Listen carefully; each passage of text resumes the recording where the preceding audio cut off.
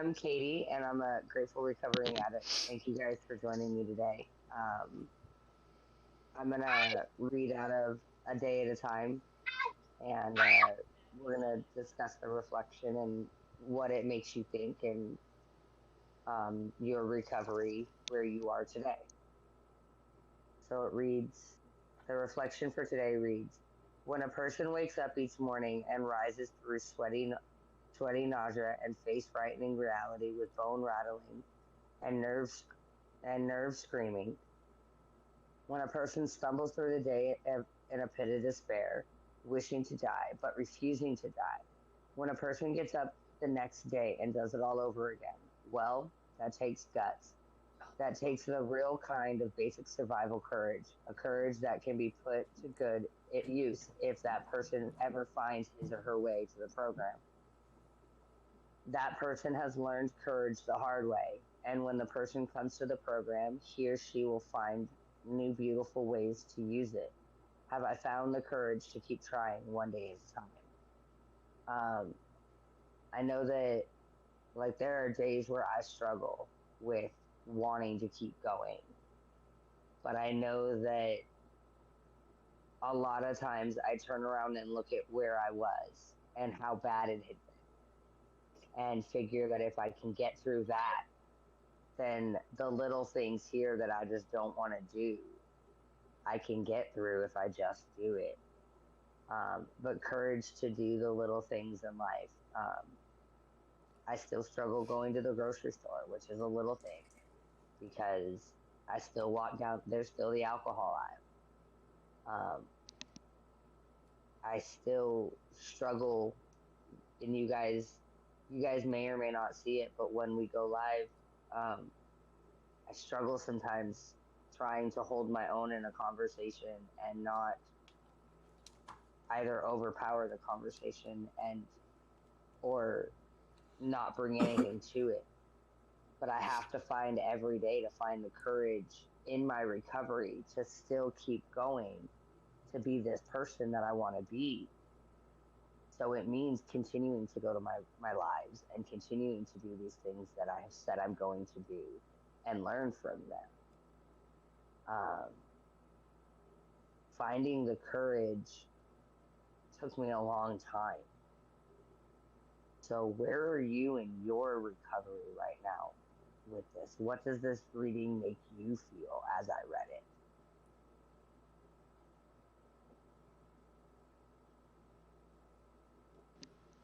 So, with me, because of my recovery being more on the mental health side with the rage and the emotions and the BPD, the the struggle we have with things like BPD and just wanting to get out of bed some days is the simplest problems, or putting us back in bed because something went wrong.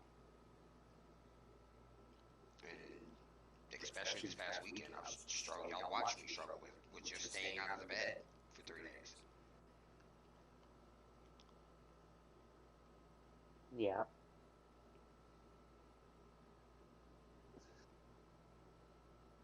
So how do you find the courage to keep going though? And Because you found it today. much like you said, it's the responsibility that I've built to this group. It's not even my own willpower anymore. It's the fact that I'm not gonna fall back on my commitments. But your commitment doesn't include reading the book that you're reading and you chose to read it. But how am I gonna be any better for y'all than if I don't read more? Okay. I can only pass out so much information before I need to find new information. Okay, I can see that. What about the rest of y'all? Where are you today in your recovery? What does the reading make you feel?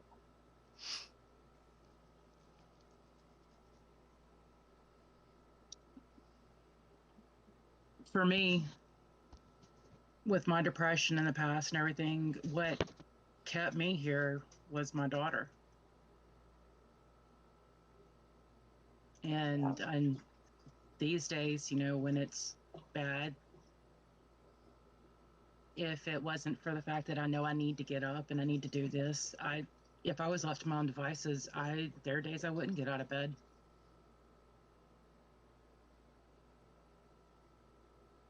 Yeah, I totally understand that.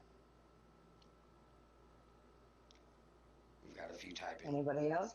We've got a couple typing.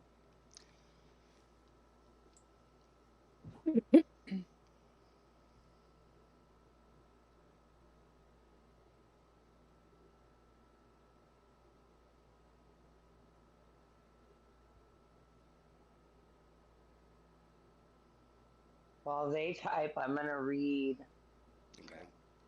what this book reads as the Today I Pray.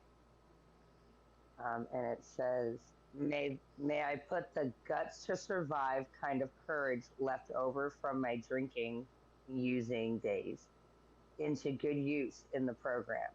If I'm able to hang on enough to live through the miseries of my addiction, may I translate that same will to survive into my recovery program. May I use my courage in new and constructive ways. And so we've got one from Tigger. It says, the what if will tomorrow be better if I don't stick around today? What if tomorrow will be better if I don't stick around today? A year ago, I wouldn't have even think things would be like they are now. And that's the Yeah. looking back on what we survived and continue to strive because we know it's been worse. It's a very good way to look at life.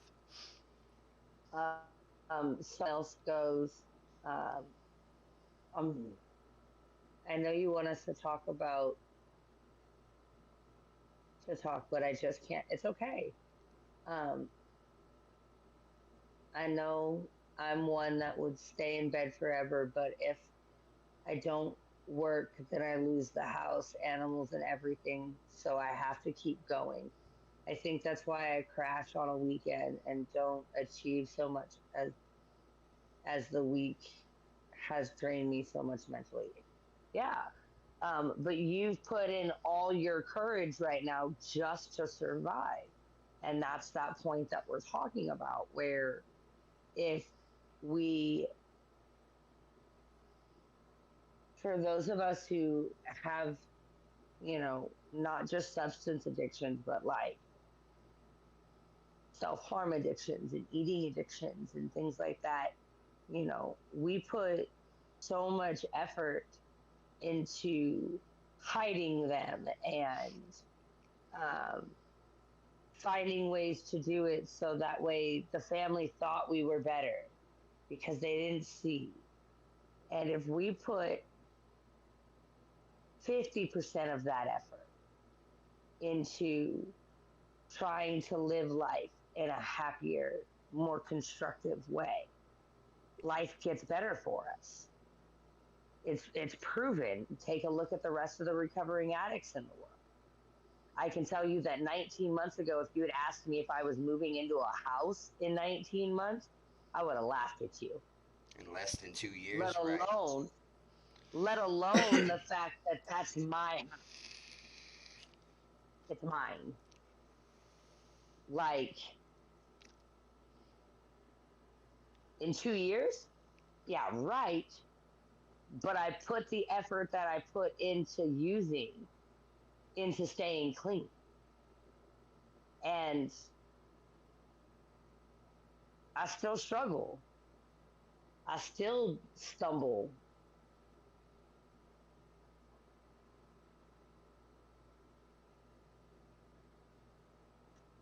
It's like some days it just feels like a precarious balance. Mm-hmm. It's a lifetime balance game. For me, absolutely. Sorry. Go ahead. For me, food is an addiction, but you also need it to survive. And I struggle on a daily with that, battling that. I've always been up and down, up and down. If I look back a year ago where I was now, I'd be disappointed as far as the size. But if I look back, I've come so different. I was paranoid then. I had so much anxiety. I had to choose between mental health and my battle with my weight.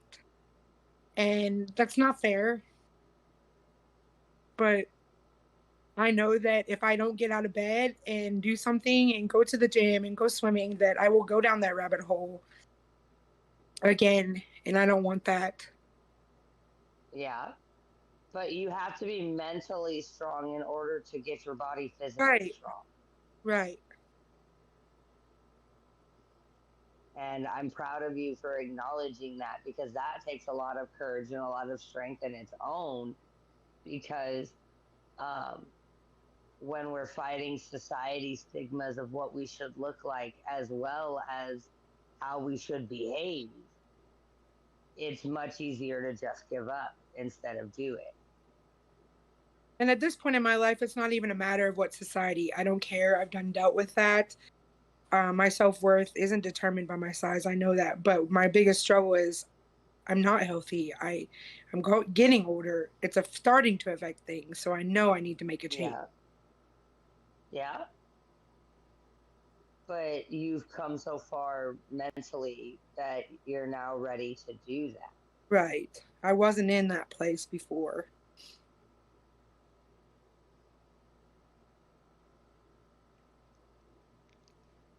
Depression goes with my, somebody goes, depression goes with my recovery. Food for me will always be hard, but I'm learning to keep my mind going and finding ways not to eat and do something better, like art or reading. It's hard, but I try to focus on other things.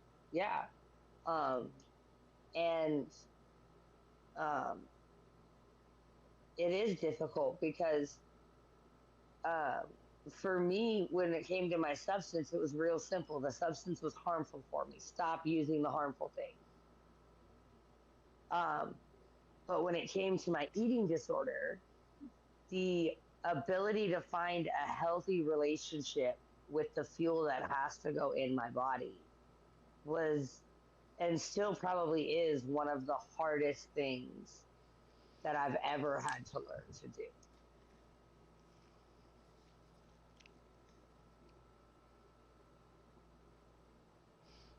I was doing so well with my eating and self harm recovery, but recently I've become so disappointed within myself because of how much I've slipped. But I know it's only a slip, but pulling yourself out of that is so much harder, and that's the struggle. Yeah. And that makes perfect sense, because The guilt of a when we slip. slip, Yeah, go ahead. yeah. Yeah. Oh no, go ahead. I'm saying the You were guilt. right on board with me, so The, go. yeah, the guilt of a slip is one of the hardest things. I mean, as simple as a few weeks ago when I punched the wall at the other house. That was as much a slip for me as anything else. I don't have a struggle with self harm, but I do struggle with my emotions and letting them out safely. And not breaking bones.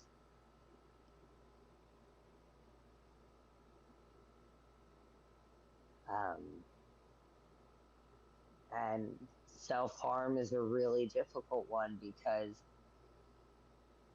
that one's really easy to justify with, well, we're not doing it the way that caused lots of harm. We're doing it this way, so it's not the same. But that justification and rationalization is the most dangerous thing in recovery.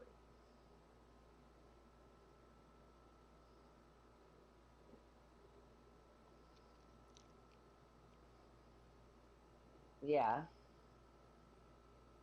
It says, I hate to show emotion, so not eating and self harm is my emotion. But you have to like, I will tell you that in my recovery, the one thing I had to learn was that emotions were healthy, because they taught us when we were safe, and because our bodies won't allow them when we're not safe. Have you ever wanted to cry in a situation and just couldn't? Like, you could feel the tears coming, but you just can't. Uh, my damn caption yesterday said, I wish I still knew how to cry.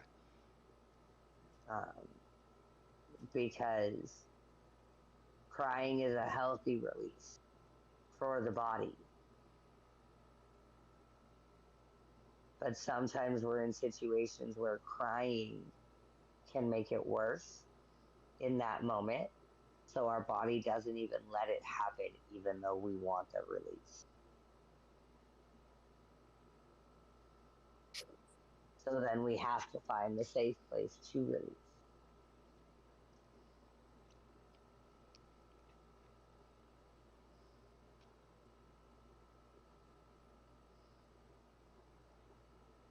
Anybody else? I can open the floor for general recovery talk as well. I'd like to stay on somewhere along the same topic of being able to move forward. As we're talking, I'm sitting here realizing that I am self-harming myself by, if I do slip, I will go maybe a day without eating. And that is harming myself. Mm-hmm.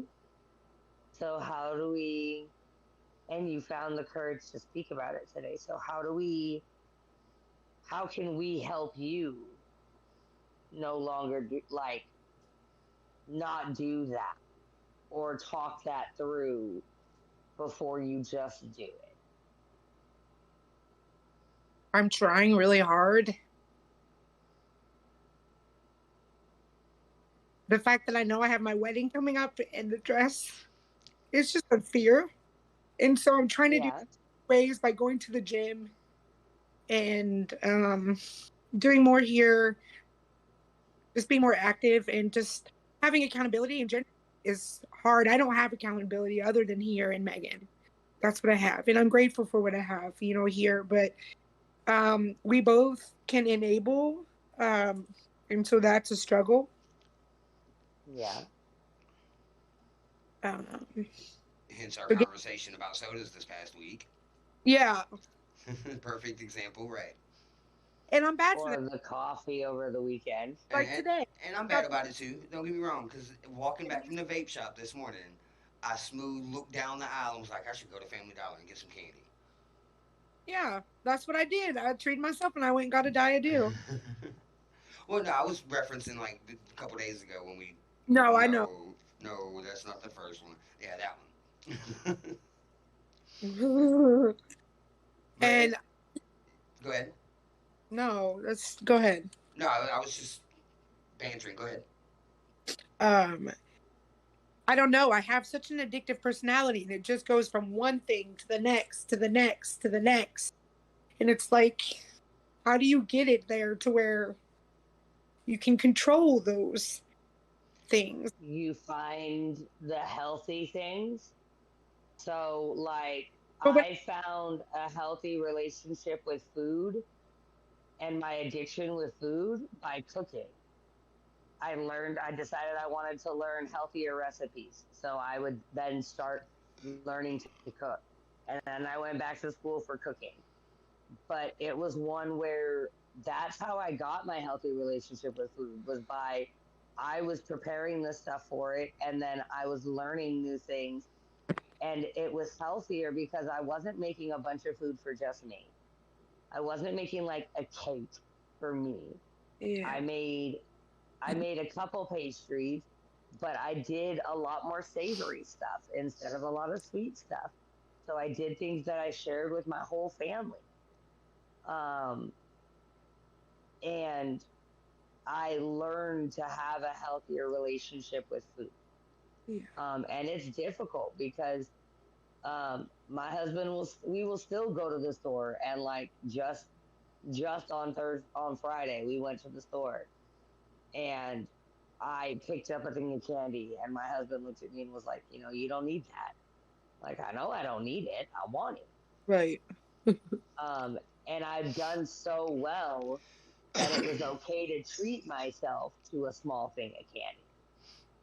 But it's one where I will justify because I want it as a reason to get it and know that I really shouldn't, because then the next morning I'm looking in the mirror and I'm talking bad about myself because I don't like my body. But I really wanted it, so I got it. But because I'm home all the time now, I've learned that, like, because I don't get a lot of sweets, if I'm out like that and I really want it, it's okay. I can have the one every now and then. Now, being out 2 or 3 days in a row, those are the times where I struggle to keep a healthy relationship with food because I'm out and about and it's just easier to grab something that's not healthier.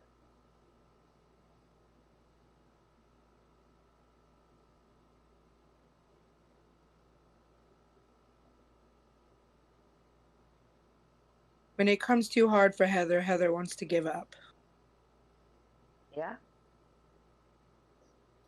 It's that way for Katie too, I promise. Because when it's hard for me, I want to give up because it's easier to not feel. It's easier to just give up. I Change is understand that. hard.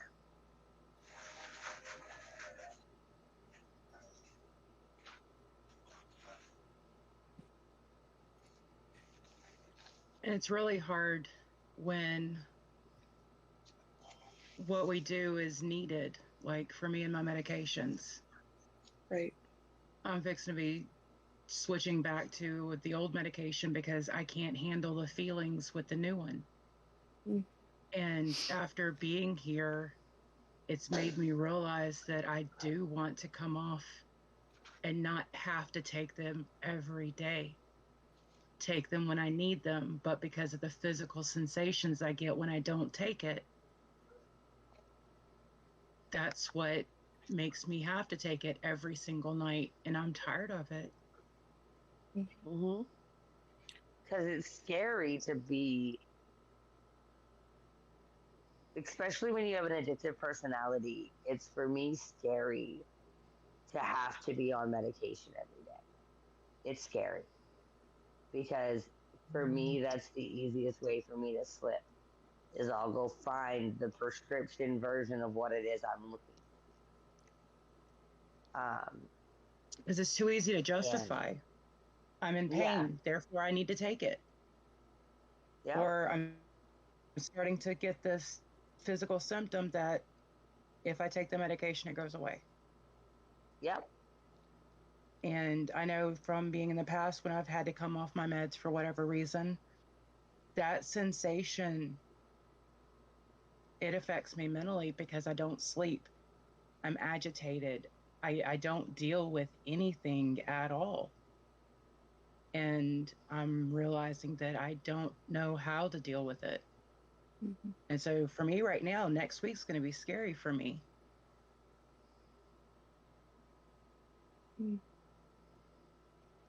Because you're changing meds. Right. I had the same fear when And they put me on lithium. I know it's a yeah, different class of drug, but still, we all know how dangerous Oh lithium can be. man, yeah. lithium, we were scared. The whole server was scared for that. Oh, I And was it's too. probably one of the best choices they could have done for him. And I mean, I know that I've made this choice to go back to the old medication because it, lesser of two evils, it, it is the medication that I can manage easier. Mm-hmm.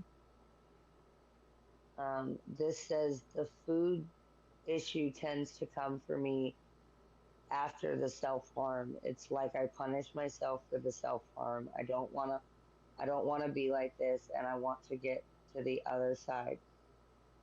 But it's so hard to accomplish that when I always have daily issues with my parents and my court case. And then they go, I think the first step for me is going back to the doctors and admit defeat, as I do personally think I need to go back on my medication. And it's not defeat to need help. Remember that medications are used for chemical imbalances. These are things that we can't control. They're there. They're no more than Lissa and her insulin or any. You know, I could make the same feelings about my Seroquel as my sister because at 2 years later, I'm not going to sleep without that Seroquel. So I have my own dependency. Mm-hmm. But Um, at the end of the day, it manages my manager. I'll post it in side chat for you.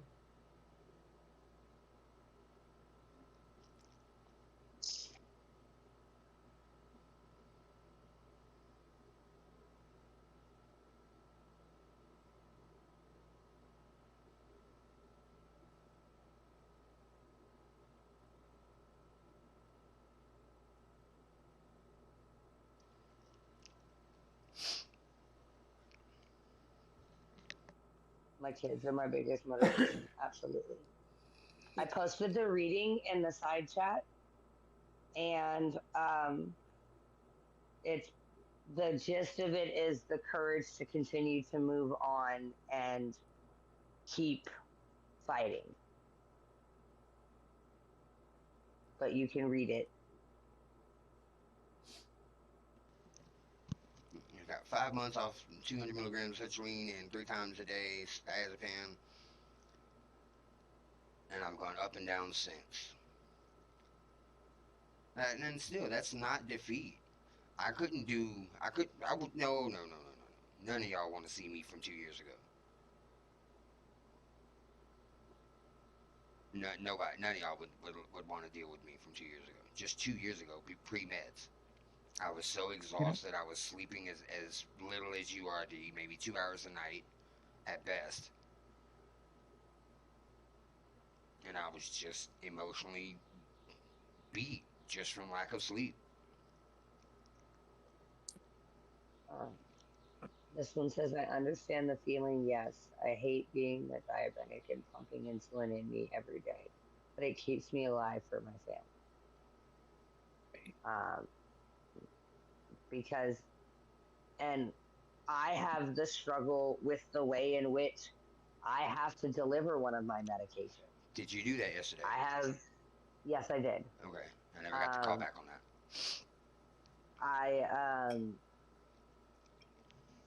I have to pen inject medication every other week, and I'm a recovering hypodermic needle user. So the idea of poking myself at all is a huge struggle for me. But without that medication, I risk an internal outbreak that's going to kill me. So I choose to live and deal with that struggle in order to live and succeed at life.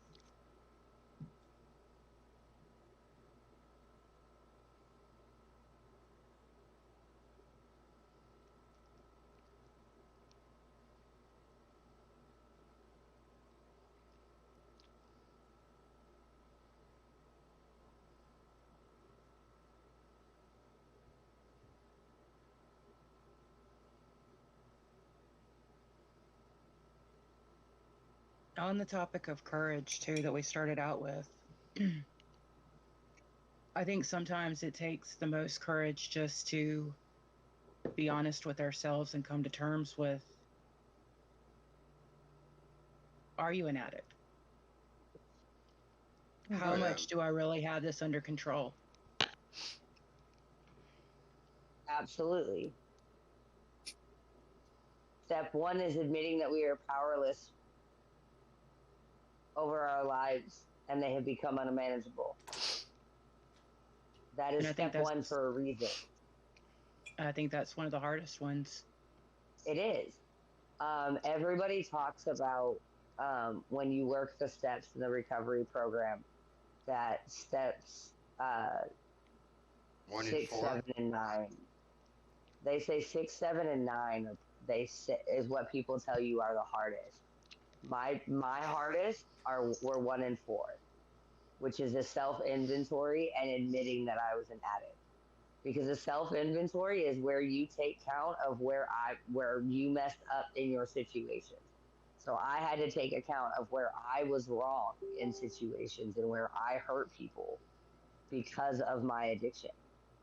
But the hardest step that I have to do every day is admit that my life became unmanageable and I could not control what was going on in my life, doing it the way I was doing. and and I needed help.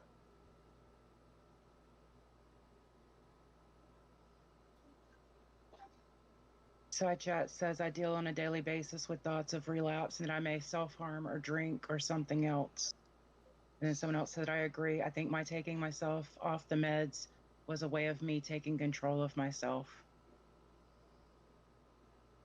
I agree. I think me taking myself off the meds was a way of me taking control. It was.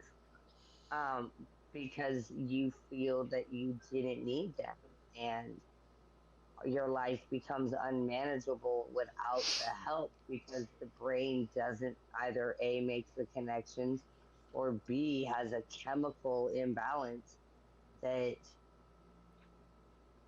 you need the medication to be correct.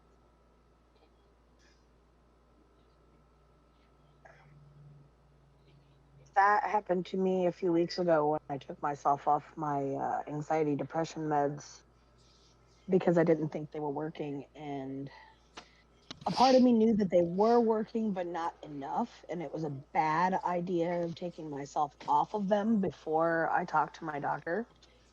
And it was like basically a roller coaster of emotions.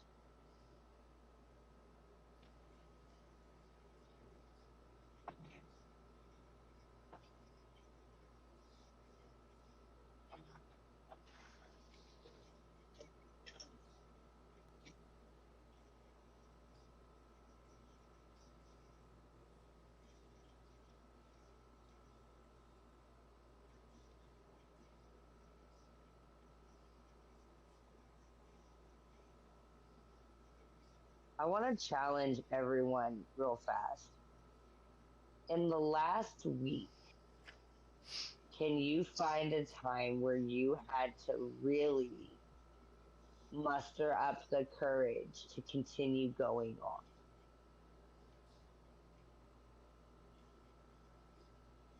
Because I know I have a couple. In this last week, between my therapy and the things that I've needed to do for my niece in our personal life, um, a drink has sounded really good. I bet it did. And I could have, because they left the liquor cabinet at the new house. They took very little out of the liquor cabinet, and I could have, because I had the car yesterday. And I deemed that knowing myself that one drink wasn't going to be enough. It was going to cause the problem. One is never enough, but so one I is way chose too not many. to. Yeah. One is too many and 1,000 is never enough, is what it is with me. And I'm fully aware of that for me. So anytime I got out of the car, I only got out of the car with my niece yesterday. I made sure that she was with me at all times, so that way there was no question of the behavior and of my actions yesterday, no matter how bad I felt, because I couldn't allow myself that slip. But it sounded really good yesterday.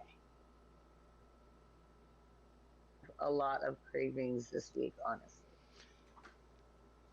After tornadoes and not having therapy. Yeah. I can see that.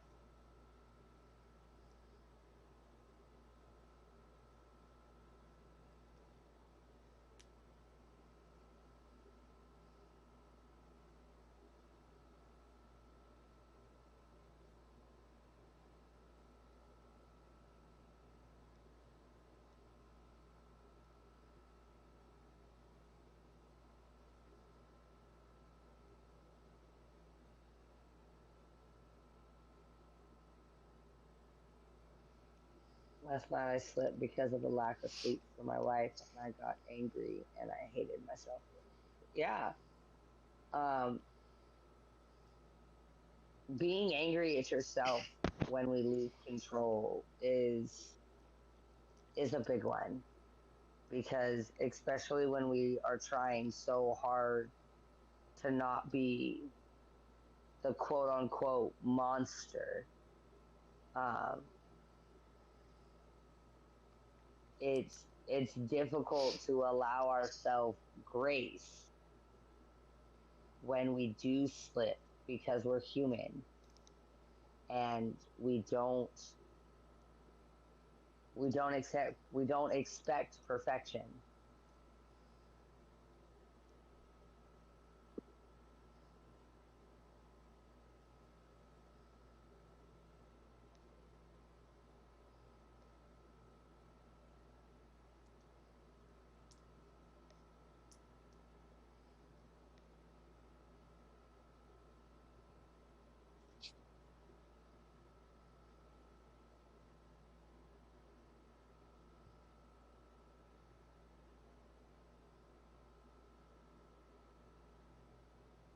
Yeah, being overwhelmed is a major reason for slips to happen.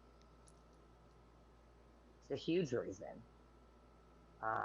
When the feelings get too big, we have to try and be mindful and control them in the moment because otherwise they take control. And being mindful is one of the hardest things as a recovering addict to do. Being Because mindful is one of the hardest things as mental health to do. yeah, but in recovery, um, our mentality has always been really selfish. Didn't you know it was all about me?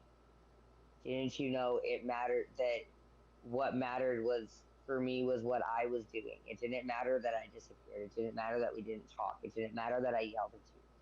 It didn't matter that I treated you this way because I was hurting and you didn't know it. And you didn't fix it.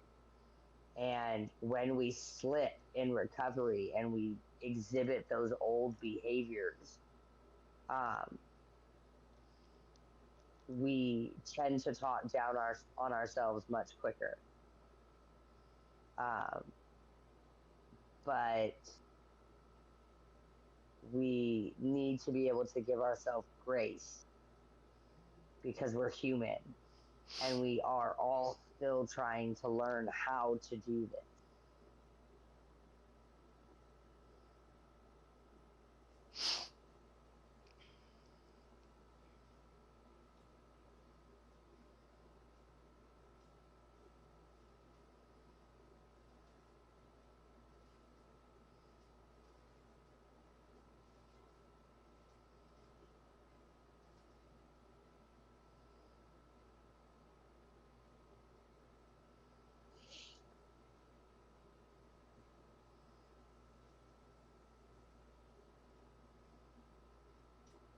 We have about another 10.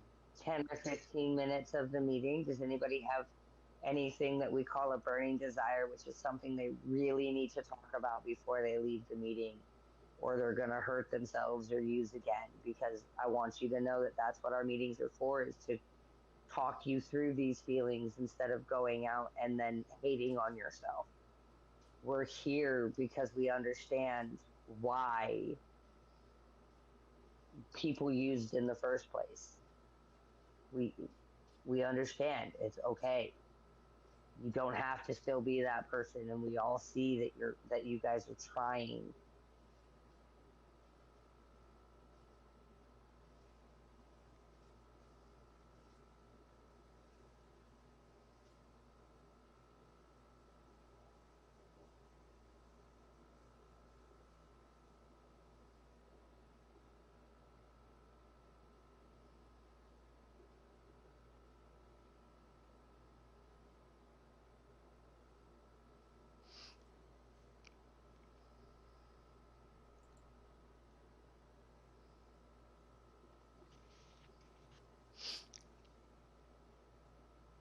If no Go. one has anything else, I'd like to finish with today I will remember my higher power preserved me to help carry out their purpose.